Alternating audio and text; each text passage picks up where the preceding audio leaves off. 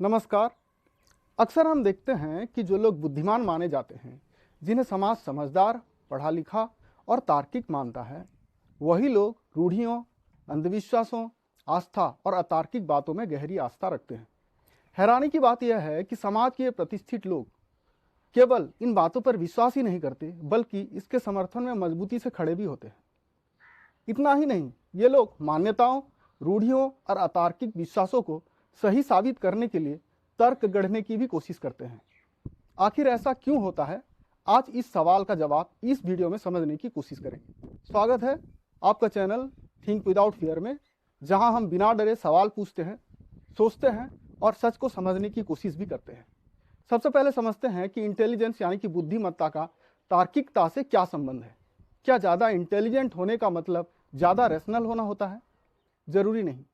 असल में देखें तो ये दोनों अलग अलग चीज़ें हैं। इंटेलिजेंस या बुद्धिमत्ता का संबंध हमारी प्रॉब्लम सॉल्विंग एबिलिटी से होता है।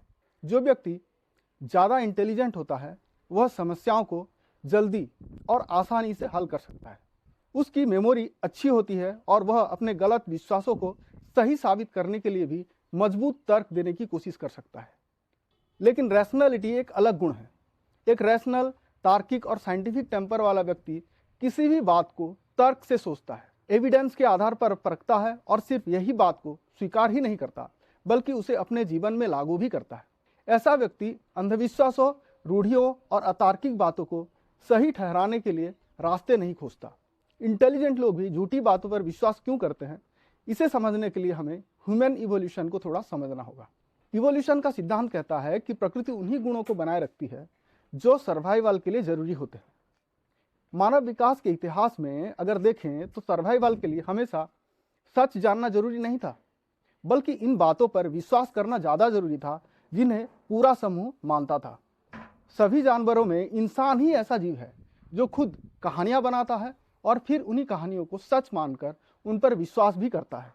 आप किसी बंदर या ऐप को यह नहीं समझा सकते कि अगर इस जन्म में वह एक केला दान में देगा तो अगले जन्म में उसे स्वर्ग मिलेगा। लेकिन एक इंसान को यह बात समझाई जा सकती है और वह आस्था के जरिए इसे मान भी लेता है। इंसान ही ऐसा प्राणी है जिसका मिथ्स पर गहरा विश्वास होता है। लाखों साल पहले इंसान झुंड में रहता था, झुंड में शिकार करता था।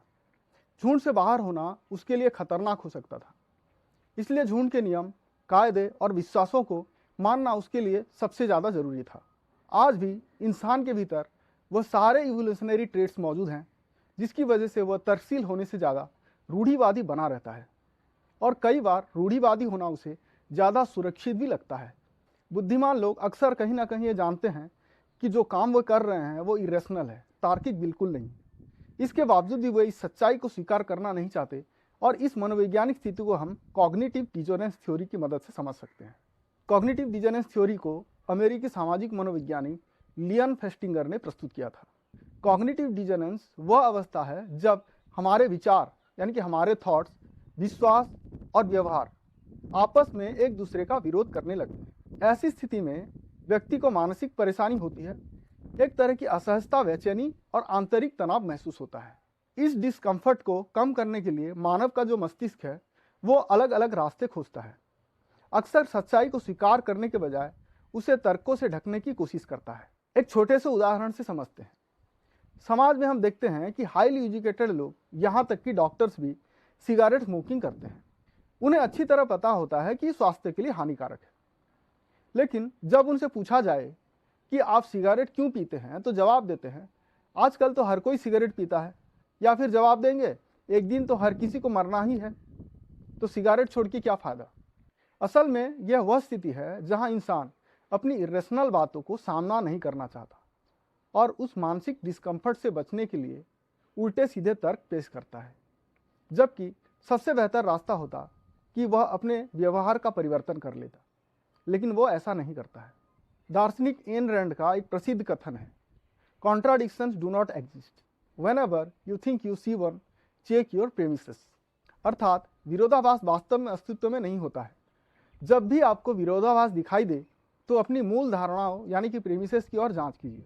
इसी तरह दार्शनिक सोक्रेटिस कहते हैं, the unexamined life is not worth living. Socrates हमें कॉग्निटिव डिसोनेंस से भागने की नहीं, बल्कि हमें सामना करने की सलाह देते हैं।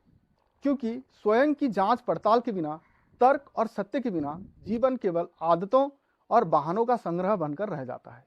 दूसरा मुख्य कारण जिसकी वजह से लोग इरेशनल बातों पर विश्वास करते हैं वो है अर्ली इंडोक्ट्रिनेशन, यानी कि बचपन में ही बच्चों के दिमाग में किसी रिलीजन, आइडियोलॉजी, बिलीव या वर्ल्ड व्यू को बैठा देना।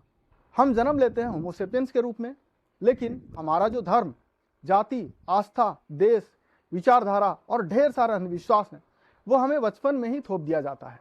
बचपन में इंसान का दिमाग बहुत ज़्यादा प्लास्टिक होता है। जो भी बातें उसके दिमाग में डाल दी जाती है वो उसकी डिफ़ॉल्ट सेटिंग बन जाती है। एडल्ट रीजनिंग बाद में आती है, लेकिन उसकी फाउंडेशन पहले से ही तैयार हो चुकी होती है। हमारे माता पिता, हमारे शिक्षक, हमारे समाज, धार्मिक गुरु, इन सभी का बहुत बड़ा रोल होता है हमें बचपन में इंडोक्ट्रिनेट करने के लिए। और क्योंकि हम इन सभी पर भरोसा करते हैं, हम इनकी कई बातों को बिना सवाल किए मान लेते हैं। यहाँ पर तर्क काम नहीं करता है, यहाँ पर काम करता है हमारा विश्वास। बचपन में बताई गई बातें सिर्फ विश्वास नहीं रहती, ये धीरे धीरे हमारा आइडेंटिटी बन जाती है। इसलिए जब कोई इन विश्वासों पर सवाल उठाता है तो हमें लगता है हमारी पहचान पर कोई हमला कर रहा है। एक छोटा सा उदाहरण से समझते हैं। दुनिया में सैकड़ों धर्म हैं, हर धर्म के अपने अपने ईश्वर हैं और अपनी अपनी आस्थाएं भी हैं। लेकिन जब धर्म की बात आती है तो हम सिर्फ अपने धर्म को ही सही मानते हैं और बाकी सारे धर्मों को हम गलत मानते हैं। अपने धर्म को सही साबित करने के लिए हम अक्सर तर्क नहीं मांगते, कई बार तो स्यूडो साइंस का भी सहारा लिया जाता है। लेकिन जब दूसरे धर्मों की बात आती है तो हम उनसे तर्क मांगने लगते हैं, एविडेंस मानने लगते हैं, जबकि सच्चाई यह है कि सत्य को हमारे मानने या ना मानने से कोई फर्क नहीं पड़ता। इसी संदर्भ में बर्ट्रांड रसेल कहते हैं, man are born ignorant, not stupid, they are made stupid by education. और रिचार्ड डॉकिंस कहते हैं, if children were not indoctrinated, faith would almost entirely disappear. Confirmation bias का मतलब है हमारा जो पहले से विश्वास रहा है उसे पुष्टि करने के पर्पस से या उसे कन्फर्म करने के पर्पस से ही हम बातों को ढूंढते हैं, बातों को सुनते हैं और बातों को मानते हैं। हैरानी की बात यह है कि यह बात कम पढ़े लिखे लोगों में नहीं, बल्कि कई बार ज़्यादा इंटेलिजेंट लोगों में और भी ज़्यादा मजबूत होती है। क्यों?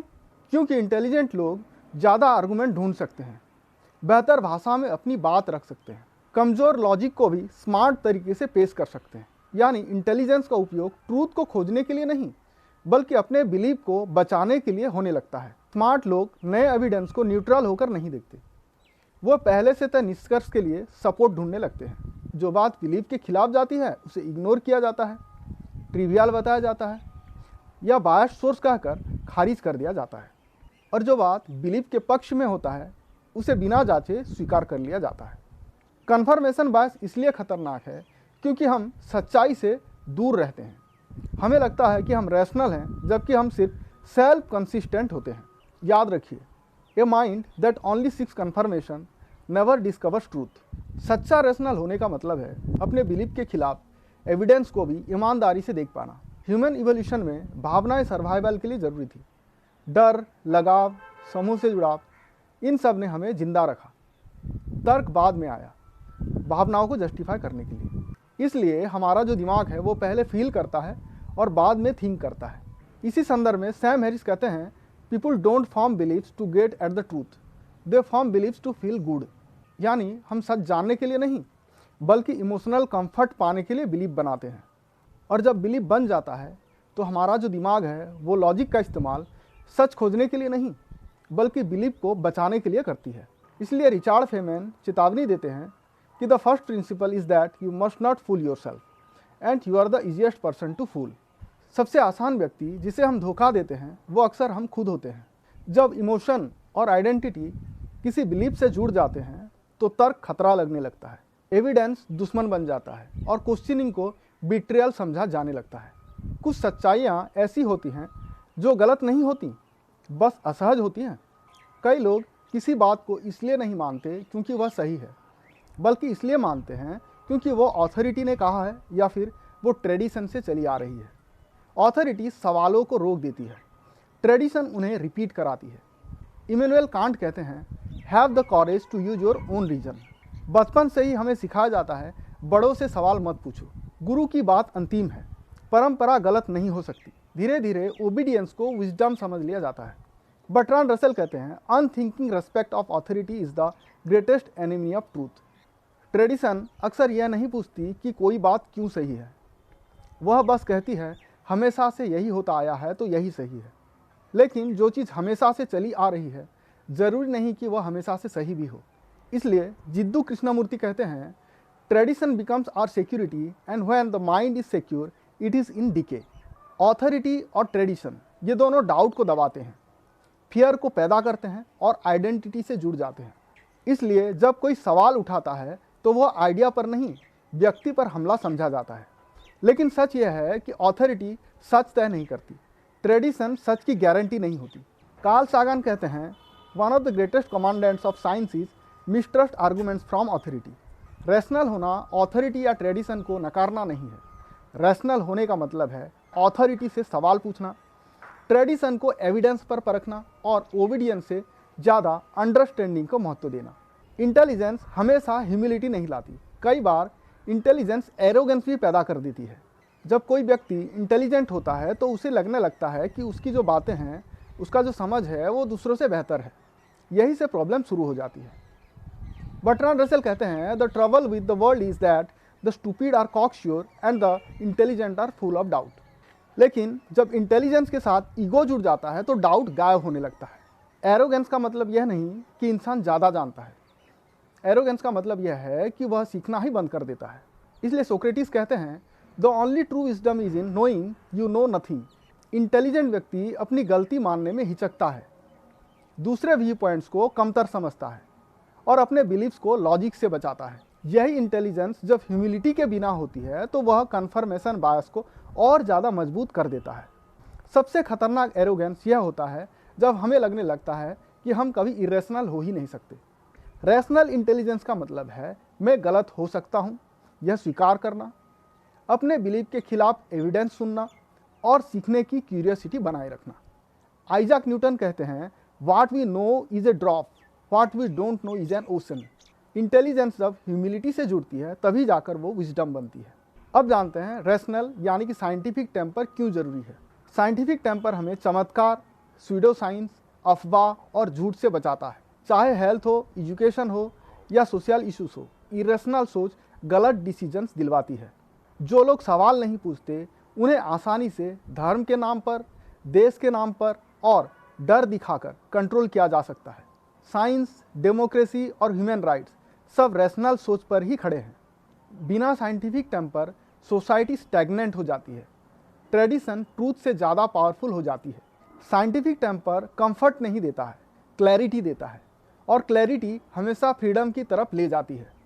रैशनल होना आसान नहीं है क्योंकि सच अक्सर अनकंफर्टेबल होता है। लेकिन याद रखिए, truth does not need belief, belief needs protection. इसलिए साइंटिफिक टेम्पर डेवलप करना सिर्फ साइंस के लिए नहीं, इंसान होने के लिए भी ज़रूरी है। Think without fear. नमस्कार।